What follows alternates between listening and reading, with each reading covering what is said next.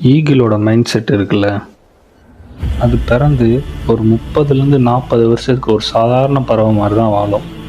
அதுக்கடுத்து தான் அதுக்கு ஒரு மிகப்பெரிய ப்ராப்ளமே வரும். தான் பறக்க முடியாத அளவுக்கு தன்னுடைய ரெக்கைகள்லாம் பருமன் ஆகிரும். தான் உணவு எடுத்துக்கிற முடியாத அளவுக்கு தன்னுடைய மூக்கு வளைந்துடும்.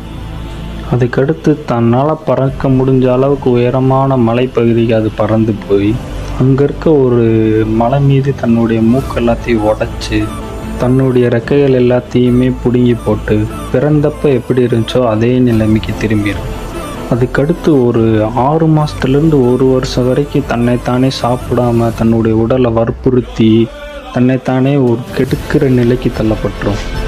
இந்த கஷ்டமான காலங்களை கடந்து வந்து தான் பழைய நிலைக்கே திரும்பி தன்னுடைய கேரக்டர்ஸையே டோட்டலாக மாற்றி மீத இருக்கிற காலங்களை அது வாழணும்னு நினைக்காது, தான் காட்டையே ஆளணும்னு நினைக்கும். The moral of the story is, the beauty of a king is not only his appearance but also his characters.